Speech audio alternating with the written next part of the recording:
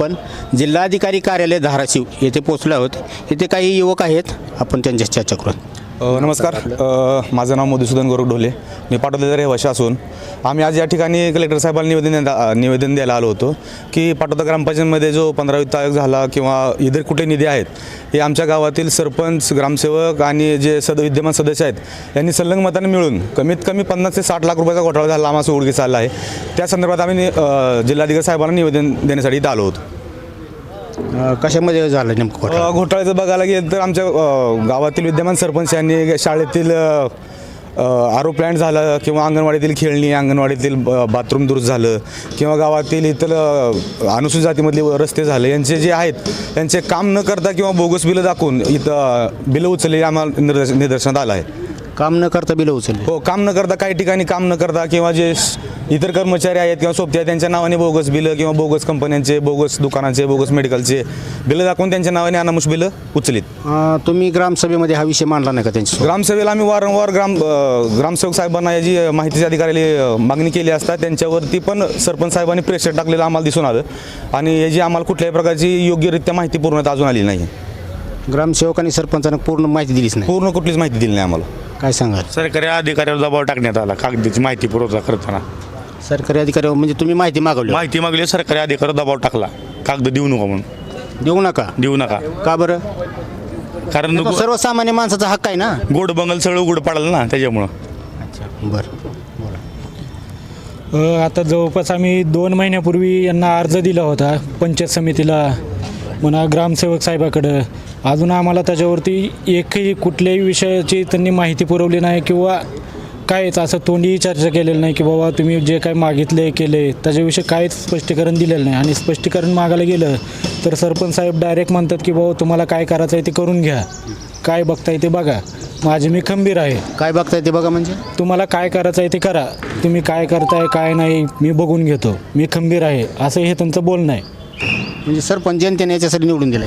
आम्ही तेच म्हणलं की बाबा आम्ही तुम्हाला काहीतरी काम करचाल, गावाचं भलं करचाल, त्याच्यासाठी आम्ही तुम्हाला मतं दिलीत बाबा, या गोष्टी आम्ही त्यांना बोललो होतो. तर तुम्हाला काय करायचं आहे या भाषेत त्यांनी सरळ उत्तरं दिलेली आहेत की तुम्हाला काय करायचं आहे, कुठून कागद काढायचे काढा, बघा माझे मी बघून घेतो. हे त्यांच्या आता आपण कलेक्टर साहेबांना निवेदन दिलं, ह्याच्यामध्ये आपण मागण्या केल्या, ह्याच्यासाठी काय आपण अल्टिमेट आग्रहाच्यानंतर आपण काय करणार आहोत का? याच्यानंतर आमची कलेक्टर साहेबांना एकच विनंती आहे की जे बोगस बिलं झालेत किंवा ज्या बिलांचं बिल आधीच झालेलं आहे किंवा जे 22-23मध्ये ज्या कामांचे बिलं उचललेत ते आम्ही हे करत असताना सरपंच निदर्शनास आलं की त्यांनी परत ते कामं झालेली परत काय अनुषंगिक साहित्य असेल, गावातील घंटागाडी असेल किंवा अजून काय गोष्टी असेल, बऱ्याच काही गोष्टी आज 1-2 दिवसापूर्वी अजून गावात पडलेल्या आहेत. मग आम्हाला एकच विनंती आहे की जर ह्या कामाची बिलं जर तुम्ही 22-23मध्ये उचलली आहेत तर हे जे सामान दिले ते इतके दिवस कुठं होतं आणि हे एवढा भ्रष्टाचार कशा पाहिजे जनतेसाठी वापरण्यासाठी का नाही? म्हणजे तुम्ही माहिती मागवल्यानंतर आता सामान येऊन पडलं? हो, आम्ही माहिती मागितल्यानंतर सामान येऊन पडले गावात. मग एवढे दिवस सामान कुठं? त्यांना विचारलं की टोलाटोलची उत्तर आहेत सगळी. अच्छा, म्हणजे ज्यावेळेस तुम्ही जागृत झालेत त्यावेळेस त्यांना जाग आली आणि त्यावेळेस ते कामं करायला सुरू झालं. आता ठीक आहे, बोला. या सर्व युवकांच्या प्रतिक्रियेवरून एकच ध्यानात येत आहे की जे ग्रामपंचायत संस्था ही सर्व ग्रामस्थांची असते आणि यामध्ये सरपंच, ग्रामसेवक या सर्वांनी मिळून आणि गावातील लोकांच्या संगनमताने गावात विकास करायचा असतो की स्वतःचा विकास नसतो करायचा.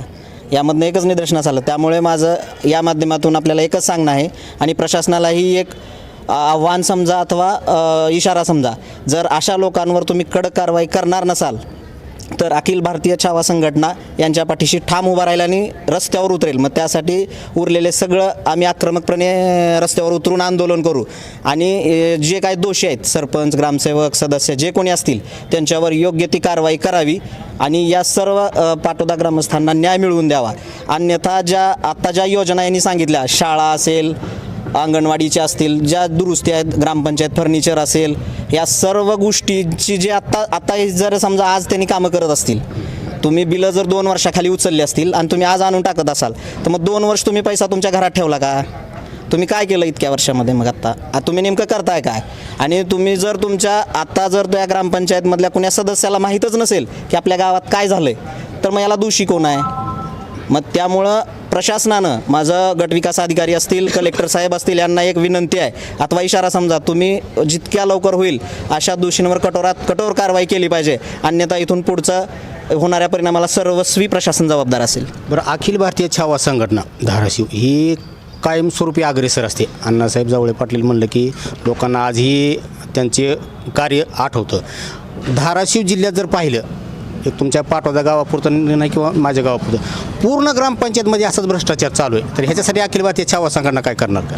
अशा ज्या ग्रामपंचायतीमध्ये असा भ्रष्टाचार झालेला आहे, अशा भ्रष्टाचारांच्या विरोधामध्ये अखिल भारतीय छावा ही कणखरपणे त्यांच्या पाठीशी उभा आहे आणि जिथे लागेल तिथं अखिल भारतीय छावा संघटना त्यांच्यासोबत कधीही निम्म्या रात्री बोलवा तुम्ही, तिथं आम्ही हजर असू. आणि अशा भ्रष्टाचार लोकांवर योग्य ती कारवाई झालीच पाहिजे, कारण हे भ्रष्टाचारी लोक जर परत जनतेतून निवडून येणार असतील तर त्या जनतेचं किती वाटोळं आहे. उद्या हे ह्यांचीच घरं भरणार आहेत, त्यांना सर्वसामान्य लोकांचं काही देणं घेणं नाही. त्यामुळे या लोकांवर कुठं तर चाप बसला पाहिजे आणि प्रशासनाने याचं दखल घेऊन यांच्यावर योग्य ती कारवाई केली पाहिजे.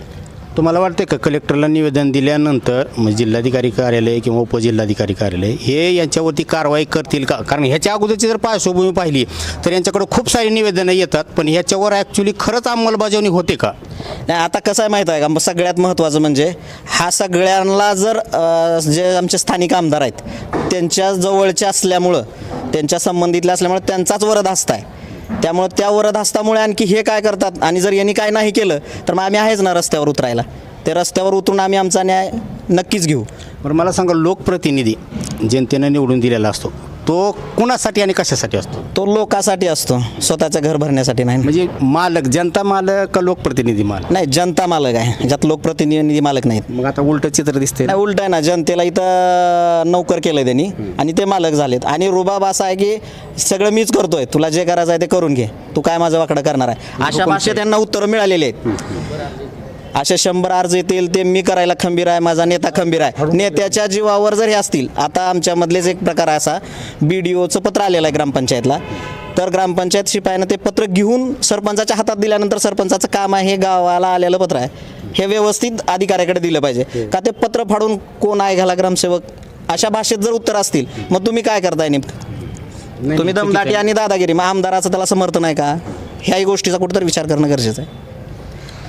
एकंदरीत विषय पाहता हे पाटवदकर ग्रामस्थांची त्यांनी समस्या मांडली आणि ही वस्तुस्थिती आहे. आम्ही व्हिडिओ बनवला किंवा यांनी बाईट दिली, आम्ही बातमी केली, हा विषय नाही. प्रत्येक जणांनी जनतेनं जागृत झाले पाहिजे आणि भ्रष्टाचार हा समूळ नष्ट झाला पाहिजे. धन्यवाद.